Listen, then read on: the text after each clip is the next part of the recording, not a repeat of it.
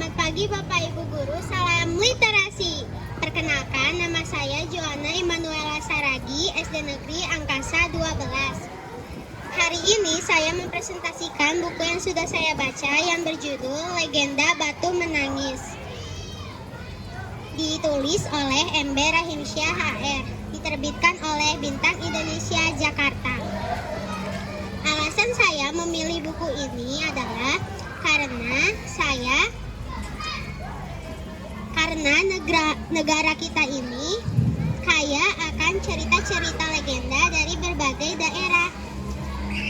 Dan saat ini saya memilih cerita legenda Batu Menangis yang berasal dari Kalimantan Barat. Dahulu di sebuah bukit yang jauh dari desa, hiduplah seorang janda miskin dan seorang anak gadisnya. Tidak ada yang tahu mengapa mereka tinggal di sebuah bukit yang terpencil dan jauh dari keramaian. Janda tua itu bernama Madasah dan anak gadisnya bernama Jelita. Mereka tinggal di sebuah rumah yang kecil dan sederhana. Walaupun rumah itu kecil, tetapi rumah itu bersih dan nyaman untuk ditinggali. Madasah walaupun sudah tua, ia rela bekerja keras.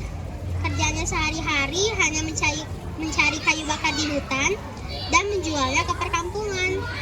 Madasah juga merawat belasan pohon pisang bekas peninggalan suaminya.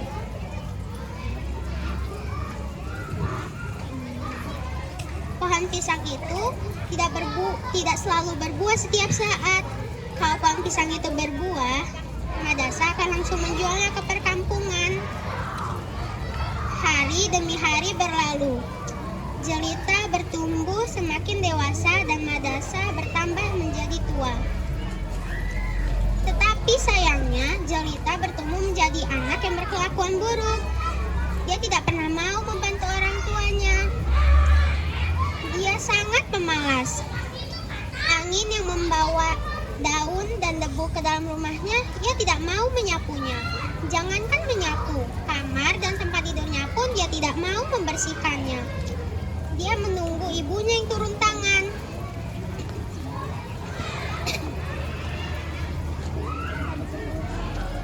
Selain pemalas, gadis ini juga adalah gadis yang manja. Apapun yang ia minta, semuanya harus dituruti. Pada suatu hari, Jelita berkata kepada ibunya, "Mak, hari ini engkau harus belikan aku baju yang baru," kata Jelita. "Loh, bukannya bajumu sudah banyak, Nak? Banyak yang baru pula."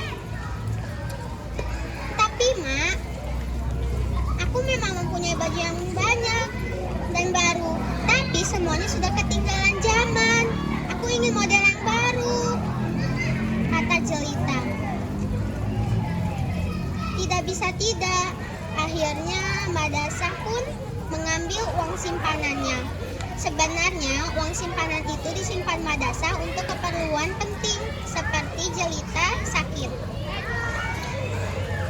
Pada keesokan harinya, mereka pergi menuju pasar. Ketika mereka mulai memasuki desa, orang-orang desa melihat kecantikan Jelita. Mereka sangat kagum akan kecantikannya. Tetapi mereka melihat ada wanita tua berjalan di belakang Jelita. Mereka bingung karena wajah mereka cukup mirip. Karena mereka hidup di tempat yang terpencil, tidak ada yang tahu bahwa mereka adalah ibu dan anak.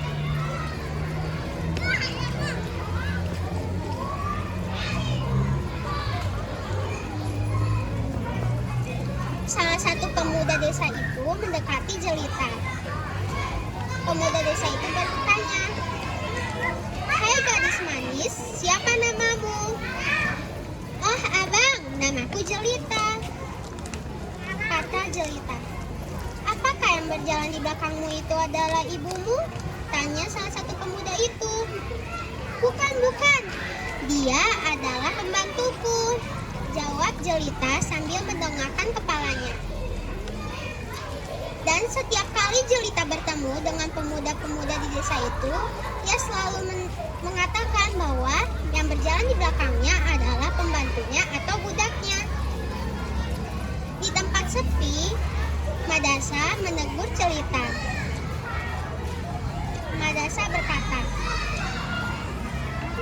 "Anakku Jelita, mengapa engkau menyebutku sebagai pembantumu?" "Tenang saja, Mak. Ini hanya sekedar pura-pura. Aku tidak benar-benar menganggap Emak sebagai pembantuku," jawab Jelita. Madasa masih bisa bersabar mendengar jawaban putrinya. Mereka kembali meneruskan perjalanan mereka.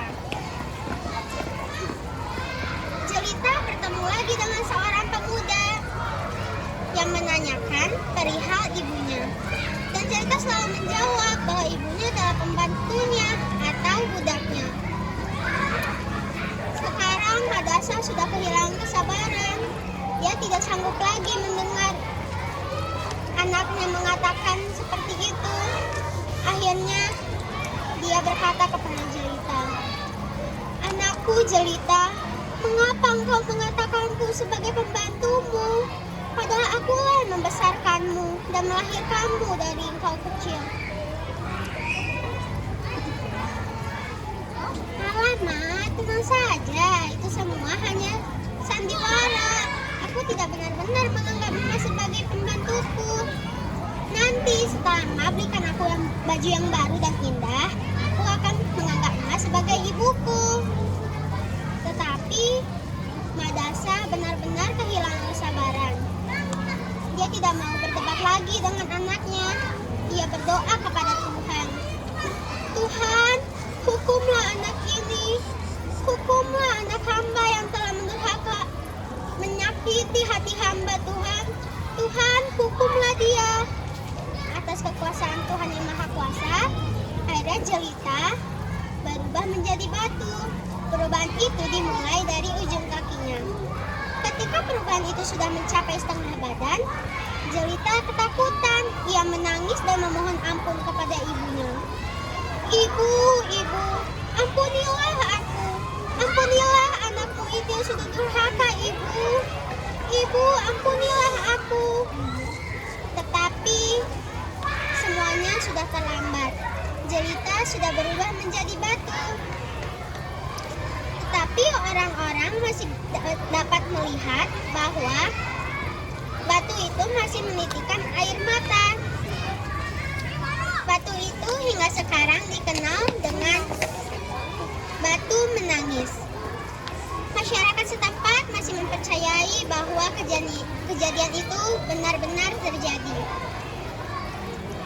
Demikian cerita dari Kalimantan Barat yang berjudul Legenda Batu Menangis.